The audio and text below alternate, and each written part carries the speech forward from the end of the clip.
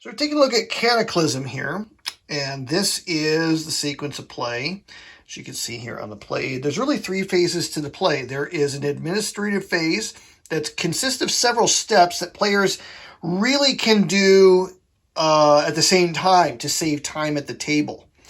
And then you have the actual action phase itself, which is as simple as players either making use of one of their reserved actions that are going to be on this display. Each power can have one token that they have reserved and they can play. And the first priority goes to whoever's topmost on this stack. So whoever's at the top can play their reserve or pass. And then on it goes all the way down the line. If everybody passes, then you draw out of a big mug. And I have my great big giant strategies and tactics mug that I got at Consim Expo, like 2011 or something like that.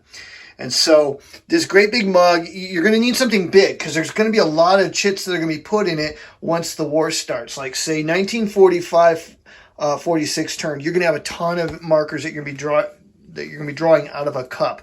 So that's why I have the big Hurricane huge one. So that whole action phase basically consists of one at a time playing those markers either off of that display or drawing from the mug until sudden death occurs, which is when there's 4 crisis tokens that are placed in here. And so when the third one gets pulled out, the turn marker gets flipped over to its sudden death side. Once it's on that sudden death side, it's a reminder when you draw the next crisis out, it can end the turn, even if there's chits remaining to be drawn or even in reserve on here. And so you determine whether or not sudden death happens or not.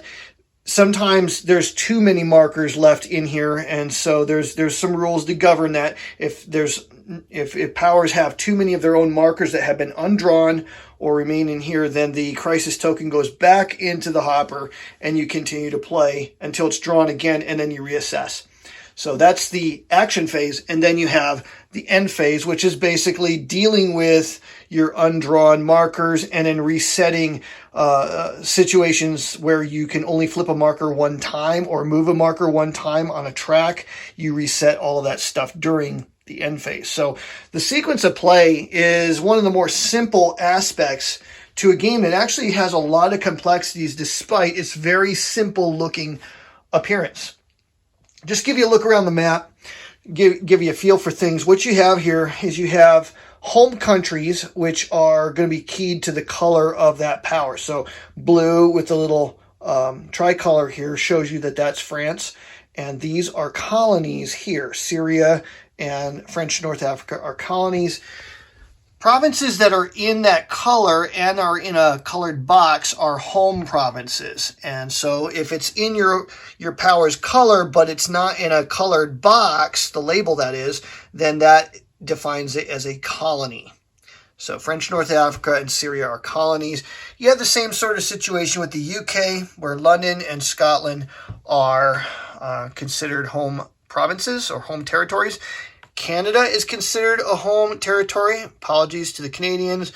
I know that I'm not sure how they feel about that, but that's how it is in the game in terms of how the game works. But then you have South Africa, which is a colony, just a off-map box.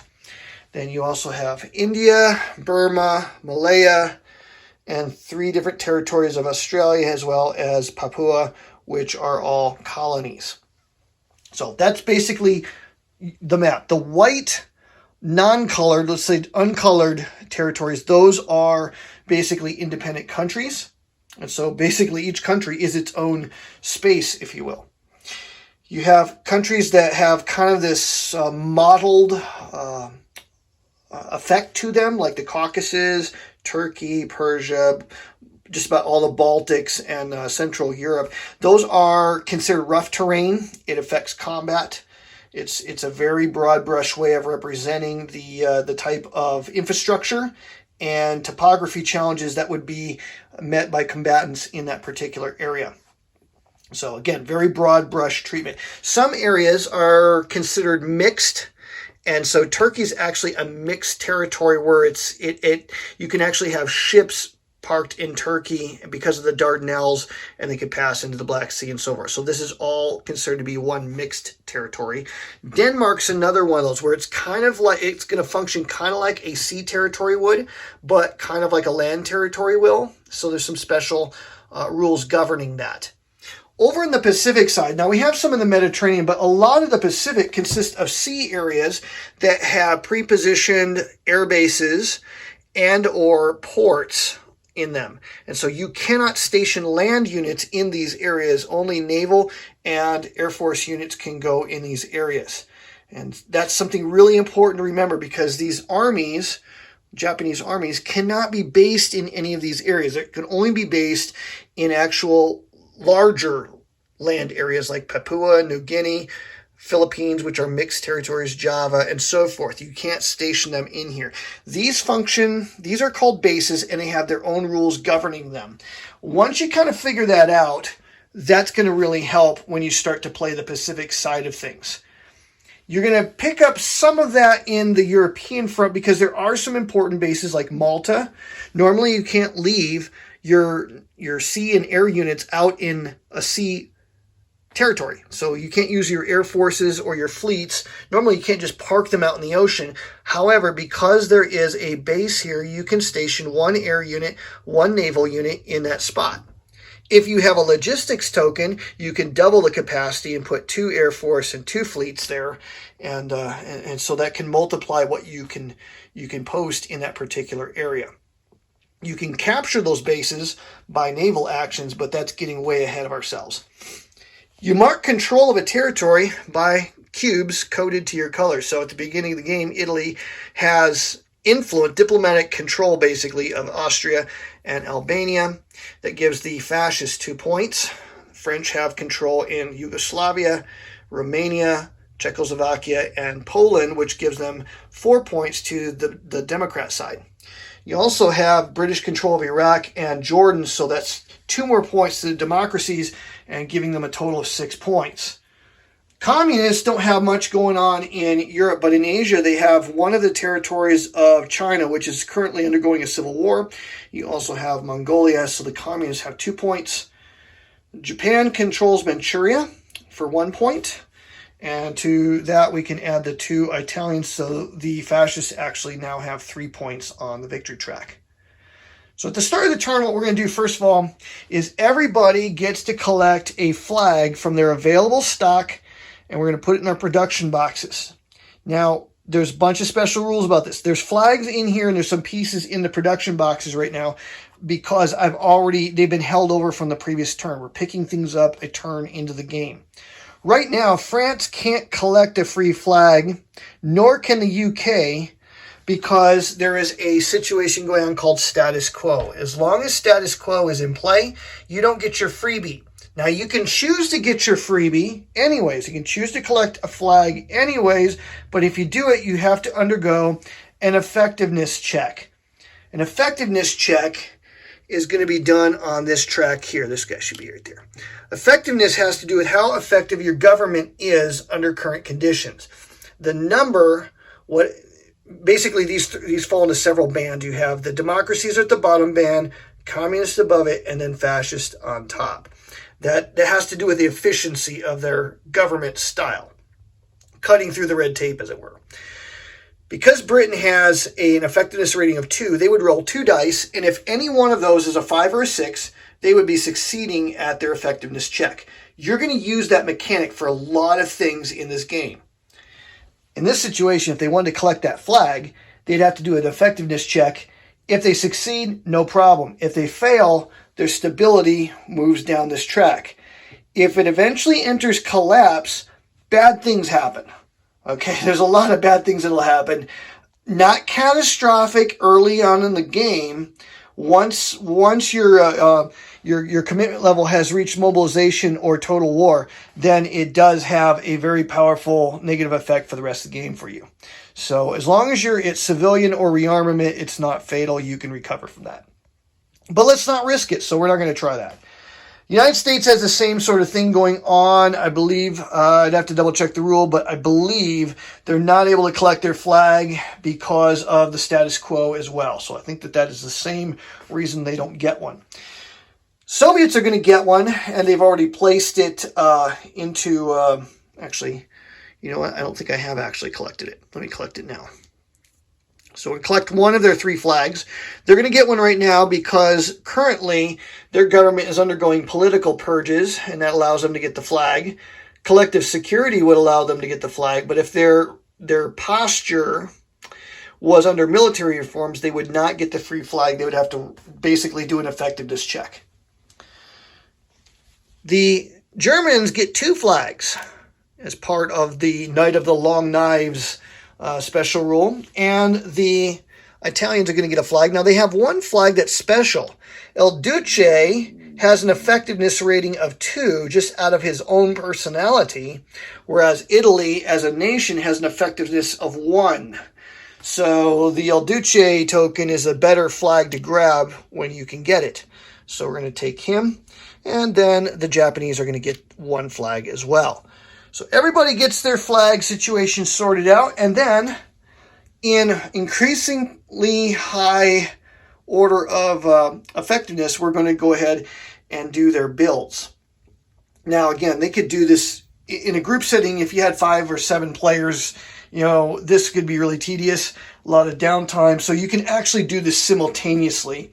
And doing your builds is actually a really, really quick procedure. Whatever you have in this box is what you have available to build.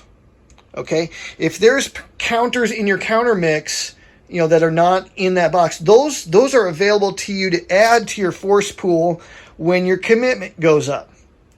But at this stage of the game, what's in that box is what you can build. So for France, what we're going to do is we're going to look at their production sites, and they have 1 production site and they have 1 resource site. So they have basically, normally, under normal circumstances, they have 2 different builds that they can make. However, they are currently under a commitment level of civilian. When you're in this column, when your commitment level is in this column, you come down here to conversion. It takes 2 builds, 2 of your construction builds, to build 1 build point. So we're going to have to use both of these to get 1 build point, and it costs 2 build points to build fleets. So fleets and upgrades are more expensive than normal units. But we have Dreadnought Refit, a special one-time use token that we can spend right now that allows us to build a fleet for only 1 build. So we're going to use our 2 builds that convert down to 1 because of our civilian commitment, and we're going to build that fleet. Normally when you build a unit, it goes into the production box. However, if you build forts or fleets, they come over to the turn track, and they are placed on the turn after your current marker. So next turn, this will become available to us, which is why when we come over to the United States, you see that they have a fleet in the production holding box that was built in the previous turn. Coming over to the UK, they have the same situation. They have a resource point in Canada, and they have a production center in London that gives them 2 builds, but their commitment level is civilian, so they really only have 1 build, the 2-to-1 ratio thing going on.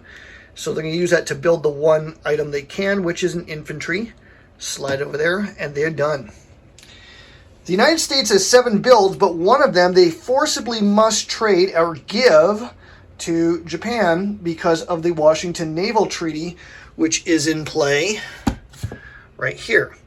Washington Naval Treaty, as long as that's in play, neither Japan nor the United States may put any units in the Pacific where there's a border that I'll show you right here. There's basically a border. Any area outside of mainland Japan is out of bounds for building any or stationing any units. So everybody is prohibited from basically assembling beyond Hawaii or beyond the mainland of Japan and Asia. So what we're going to do here for the United States is they've got 7 points between California over here and Washington over here. One of them goes to Japan, leaving United States with 6 points. They are at civilian commitment, so they can only build 3 things. So we're going to build 1, 2, 3, easy peasy, they done. See how easy it is? Normally, again, you build this in ascending level. I'm just going right to left and just doing this. So let's just do the Soviets here. Very easy. They have 2 builds, Moscow and the Caucasus. Civilian commitment, they build an air force. Boom. The infantry they built the last turn, but it didn't get drawn from the mug before sudden death occurred, which is why it returned to the holding box. Your builds, let me just say this, your builds, whatever you're building in the production phase now, when it gets drawn from the mug or played from the reserve, if you put it in reserve instead of the mug, is going to be placed on the map at that point. So that's how you get your new units, is when it gets drawn out of here. As things progress, eventually these arrow markers, which are military offensives, can be played. And that's when you actually start having combat situations and doing movements and sending whole armies to invade countries and things like that. And again, when those things happen depends on whether it's played off of reserve or out of the mug. At this point, nobody can build those because everybody's at peace. Now, Germany put a lot of effort into getting their rearmament started. They have very little built on the map. So let me show you what we got here. They actually have 3 resource centers. They have the Ruhr, they have Berlin, and they have this marker here. Now on the other side of this marker was the Rhineland demilitarized. As long as that marker's there, they don't get to use that build. As soon as they send a military unit in here, they get to build that, or that marker flips over and becomes another production center. However, that act provokes both France and the UK, and it immediately gives them a flag that they can either put right into the cup, or they can put it onto the reserves. And so that's something that happened in the previous turn. If I use this, any of these resource centers that are on a counter, they're not pre-printed on the map, as soon as you use it, it's gone from the game permanently. So the question is, do you want to use it now or wait until later? I'm going to choose to wait until later. I'm just going to use their 2 builds for right now. And because they are at rearmament, they get to use both of those builds to build things immediately. So we're going to use a build to build an air force and an infantry. And my goal is to try to get Germany mobilized here probably in the next 2 turns. I don't want to mobilize too early, but I want to get tanks, and so I'm going to need to build it, one of these upgrade tokens here. But let's see what we can do with diplomacy and see if we can't get maybe Czechoslovakia or Sweden on our side, because they have resources that we can plunder for additional builds before we have to engage in actual hostile acts against France, the UK, or the Soviets. So that's what we're going to do with their war industry. So they have a lot of potential, but we're building it up pretty slowly for now. Same thing with Italy. They have increased their commitment to rearmament. They have 1 build in Lombardy, the north part of Italy. And so we're going to use that to build another infantry so we can garrison North Africa. And so we'll put that in there. Japan has a bunch of builds because the United States is giving them 1. That's what that marker signifies. And so in that respect, you're using this without expending it. As long as the Washington Naval Treaty is in play, you get to keep using that. So they got 1, 2, 3 builds, and they begin the game at rearmament. So we're going to spend 2 builds to build the upgrade. When this marker is either played from reserve or drawn, you get to flip one of your fleets over to become like a carrier. So we're going to build that for 2. Build the Air Force for 1. We'll leave logistics alone. What we want to do with that is later on, really good place to park that is in Truk in the Caroline Islands. That doubles the capacity. It's a good central location to put carrier fleets because you can start seizing bases all over the Pacific. That's a really, really good location to have a logistics marker. But we can, if we were to draw it, we couldn't station anything there because of the Washington Naval Treaty. So we're going to leave that alone and see what we can do in hostile acts against China. We can flirt with maybe going to war with the Soviet Union. There's lots of options. There's all kinds of things we can do in Japan. We don't have to take the historic route at all. You're not hamstrung by any of that. There are consequences if you don't take the historic route, in that, you do have limited resources up here. This is a very attractive, permanent, on-the-map resource for Japan if they can take it. But taking it's probably going to lead to war with the United States, because if you don't take the Philippines, the United States, they could cut your supply line and this become useless to you. So, yeah, so that, there's options. You don't have to take the historic route, but there's maybe sometimes good reasons to take the historic route. By the way, you'll see there's resources in India and Australia for the UK. Why couldn't they use those? Well, the reason has to do with the status quo. As long as status quo is in play, and I think I'll have to double check. It's either because of status quo or because their commitment level is not at mobilization, something like that. One of those things is a preventative from drawing your resources from a colony. And so I'd have to double check the rule in the rule book. It's one of those, there's lots of little rules that are really big impact, and that's one of them. I just know that at this stage of the game, they cannot draw from there. And so once they become belligerent, once they're at war with somebody, maybe that's it. Maybe when they're at war with somebody, that's when they can do it.